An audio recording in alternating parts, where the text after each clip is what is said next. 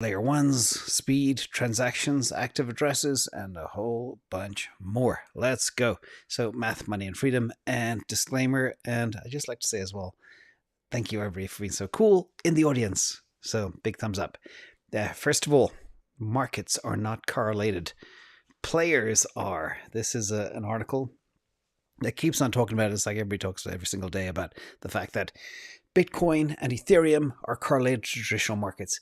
Yes, the 30-day correlation is about 0.9, one of the highest ever, and crypto is moving in tandem with traditional equities. We know that, we see that. But I think it was NLW from the breakdown. They said it's not the assets that are correlated. It's the players that control the assets that are correlated. So think about that. That amazed me. And it still amazes me to this day that Bitcoin is a brand that's so well known and so widely adopted, and the adoption is going crazy. The supply is so scarce, and we're still here. So call me an eternal bull. But there's still so many people calling for 12,000. I think 12,000 is the new 20,000. You've got your miners and your Kawasaki's and who else? All the other names out there calling for really, really low numbers. But again, we've been holding up pretty well considering. In fact, Peter Schiff even said that today. He said he's surprised how well Bitcoin's holding up. So let's go a little bit further. First of all, the DXY is topping out. Bitcoin is potentially bottoming out. So meanwhile, the US dollar index, if you look at the chart here, that's the green and red line going up outside the Bollinger Band. It's in no man's land. It's going to revert back. That's just the nature of the beast. As the appetite of investors are beginning to go back onto risk on, you can see the dollar index falling. There's still a lot of reports that a lot of people are moving to the dollar going forward. But again, it was vulnerable today, and it's expected to slide further down below 103 or even less. So we'll see. I just want to shout out to somebody real quick. This is from Endless Grind. He tweeted me right before I went live. I wanted to share his chart as well real quick. But you can see here, he's got the DXY as the top out range 2017 to 2020. So a big shout out to Endless Grind. Yes, I wish I had this before. And you've got that divergence as well below. So thank you for sharing that. And let's go. So again, the correlation here, really what I'm trying to show is, let me make sure I'm sharing all right. Yes, I am. Is the fact that sometimes when the DXY goes up, Bitcoin goes down, and vice versa, but not in all cases, as we covered many times before. So we'll watch this carefully, but that could be a bullish sign. If the DXY falls, it means the demand for the dollar is falling, and they're going to look to put that money in other assets. But there's been so many reports from Wells Fargo and Bank of America that people are just pumping into dollars, selling everything. But I think to a large extent, a lot of the selling is actually done. Let's go a little bit further. Let's talk about a bit of bad news. The long-term holder SOPR spent out profit, realized profit, whatever it's called. I'm having a complete mess up here. But you can see every time this SOPR spikes, the yellow line spikes, it is meeting resistance, i.e. selling pressure. So the long-term holders are actually beginning to take profits quicker than normal. And we've seen that the two red candles, red arrows down on the right-hand side here, you can see that every time it spikes above 30K, the sellers are coming out in force. That's because people are nervous. But that selling pressure is coming close to an end, as Alex Mashinsky said on my channel just last week. So let's go a little bit further. We have our eternal bull, Michael Saylor. He was on Yahoo Finance in the Crypto Corner, and he said Bitcoin is going into the millions. Woohoo, of course he's going to say that. But yes, he's probably right, because once it gets adopted, there's no other place for it to go. It is so scarce.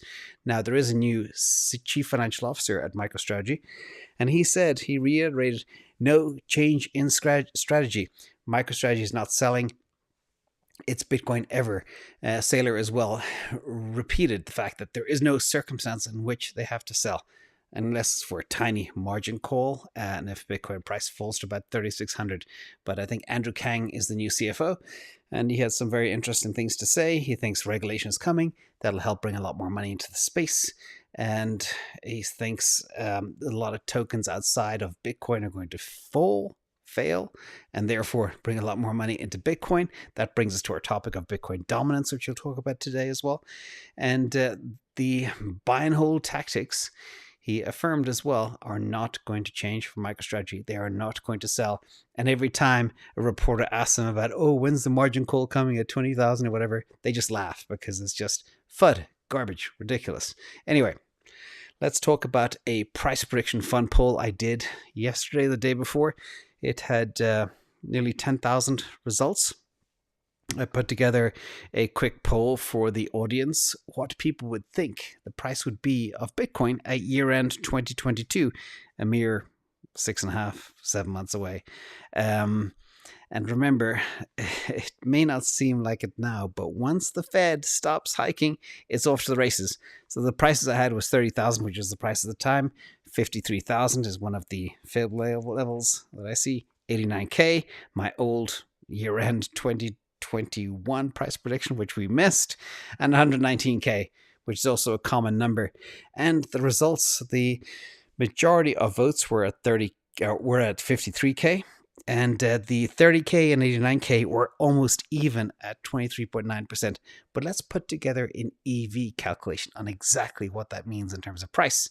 And we might have a real-time poll in the actual community as well here on YouTube. So first of all, the EV from nearly 10,000 votes on Twitter is $63,463, which is just below the all-time high of about 68K and change. So that was interesting. And again, sometimes considering when people are in a very bearish market, the sentiment becomes extremely bearish. So having a number like this is extremely positive for nearly 10,000 people. So thank you all for voting, and we'll do more of these fun votes as well. So let's talk about the Bitcoin dominance. We had a big spike and then a little pump today as well. So as you can see from the chart here, I always talk about my roof and my floor. That is kind of like 47.5% is kind of the roof area. And the floor is about 38-39% of Bitcoin dominance. Now, what can drive this? What's driving this action right now? You can see here, the first big spike up happened actually after UST imploded. After the dump of nearly 80,000 Bitcoins or 60,000 Bitcoins or wherever the missing Bitcoins are hit the market, that's what happened. So many believe it's the obvious flight to safety. People are moving to stablecoins, people are moving to cash, people are moving to safe assets, people are buying 30-year treasuries, and people are getting rid of their old coins, gaming coins, meme tokens, Ponzi schemes, and they're moving into Bitcoin. That explains this. So if we look again at the chart, we are at about 45.5%, and the roof is about 2.5% away, I reckon. So we'll see. It's not much further to go, and typically Bitcoin stalls out. But this is a very different environment. Remember, there's 18,500 cryptos out there. 98% of them are garbage, maybe 95 for sure. And people are beginning to reassess their risk appetite, and they're beginning to trash tokens. But what does that mean for the rest of the market? So first of all, we'll talk about Ethereum for a second. Ethereum has had a lot of interesting activity on Twitter lately. A lot of chief developers coming out and making their comments. Vitalik making his comments, etc. But if you look here, the total fees paid have just reached a 9-month low of about 366,000. The previous 9-month low is about 371,000. You can see here in the chart. And that was in March 2022. And the percent miner revenue from fees just also reached a 1-month low of about 22.9%. And the previous 1-month low is about 23%. So the people that mine Ethereum are not making as much money after a huge spike from the all-time record a few days ago from some big NFT minting event. But what does this mean for the chain? So let's look at a couple of things. One, this was an article published today, and it talked about cryptocurrency market cap has risen 5% in the last 7 days to go back to about 1.3 trillion. Bitcoin dominance, as we just covered, is more than 45%, its highest point since October. But there are two blockchains that have actually rebounded pretty well per this article, and that is Solana and Polkadot, and they have outperformed all tokens in that same ilk. Remember as well, though, Polkadot and Solana are down kind of 80% from their all-time highs, whereas Ethereum is only down 60%. So the bigger assets don't fall as hard. The smaller ones fall a lot harder, but they also rebound a lot faster.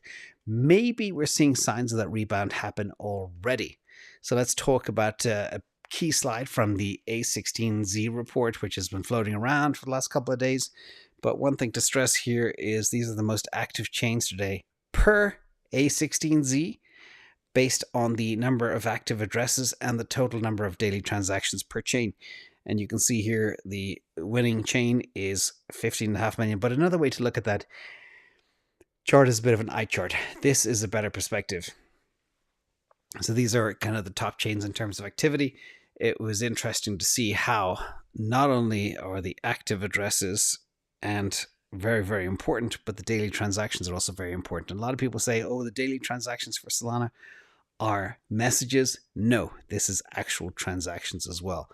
And a lot of people talk about, why is this really important? Sure, aren't there other factors? Well, for us, from our perspective, the utilization of a blockchain determines its value. Somebody once said it's like having a shopping mall with no customers, or a shopping mall that's full of customers. And inside the mall, you have all your little stores, which are like dApps. And again, the more traffic, the better the chain is off. And people are still flocking to the best, most usable, most integrated, most breadth of dApps with the lowest transaction fees and the quickest response time. So that is probably why Solana is winning. And I am well aware Solana has its problems, but this statistic was super, super interesting as well. Now, just to prove as well that the transactions are non-vote transactions is from the block.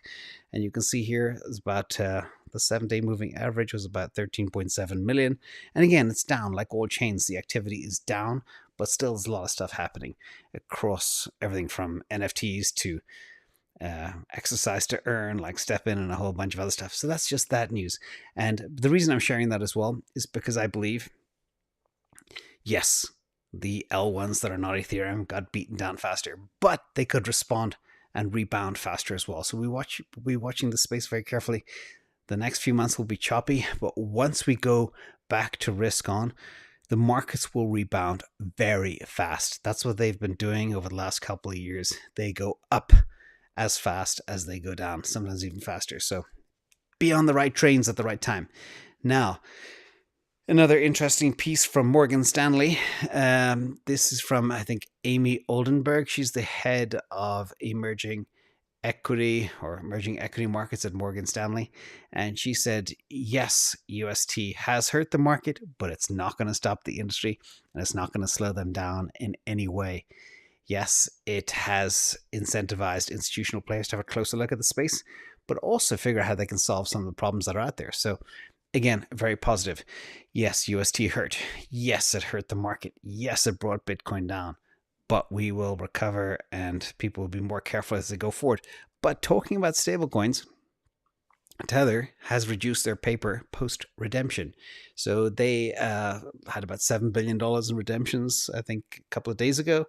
And they are now reporting that they are moving away from commercial paper. Now, it's well known that a huge truckload, like over $25 billion of Tether, was based in commercial paper.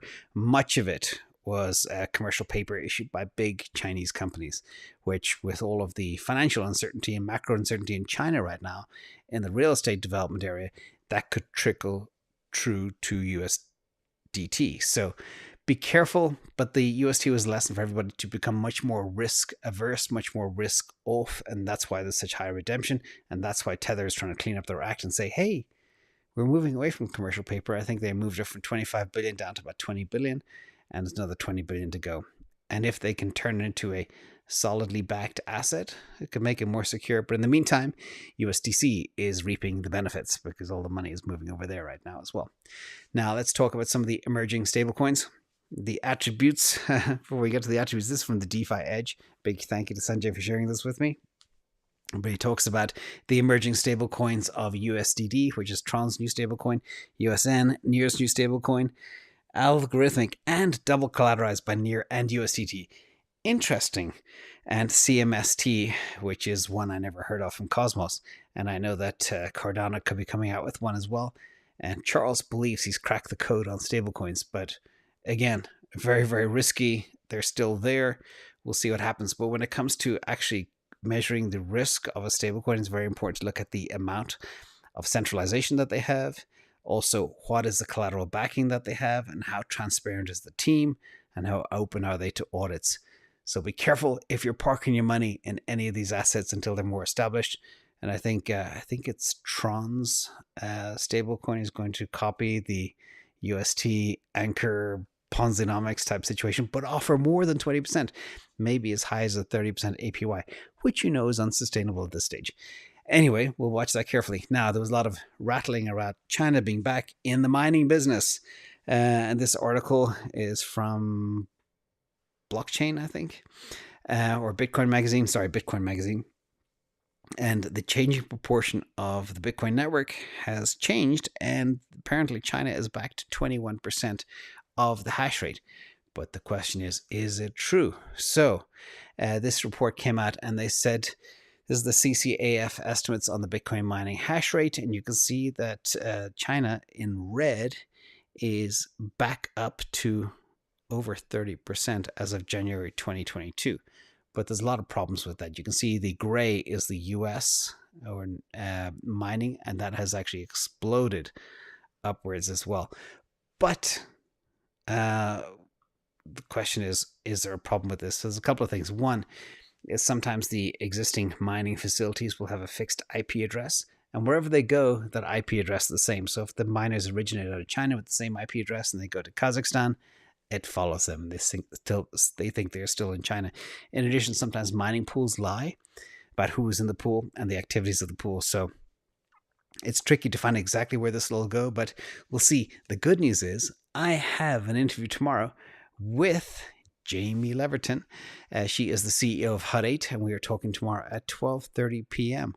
And we're going to go into all things mining and talk about Hut 8 as well, and what she thinks is happening in the marketplace, and a ton of other good questions. So in addition, double bill tomorrow, DCA, quick reminder, will be on at 10 a.m. Pacific, back on Rob's channel. Rob is back, and Ben will be there too. So we look forward to that conversation as well. In addition, let's talk about Shopify and crypto. They are doubling down on crypto payments. So they are now working with Crypto.com to enable crypto acceptance across 20 different cryptos. And this is on top of the work they're already doing with Strike and Jack Mallers, where they announced the integration of Bitcoin Lightning payments into Shopify in April at the Bitcoin conference. And we'll see. And they're offering a whole bunch of other exciting stuff for merchants to accept, payments from Coinbase Commerce and BitPay, etc. So Shopify is going all in. There was a big spike in the market today. I think Shopify is up between 11 and 15% at one stage, which was a positive sign. So watch that carefully. Again, Shopify is one of those stocks that got heavily beaten down in the downdraft.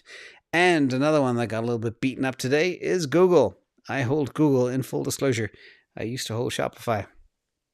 But when you have a group of politicians that are threatening to break up Google because of the ad business, it's kind of a little bit peculiar because, again, you could argue that they are right because Google simultaneously serves as a seller and a buyer running an exchange for ads in an ad marketplace. And we are here on Google right now.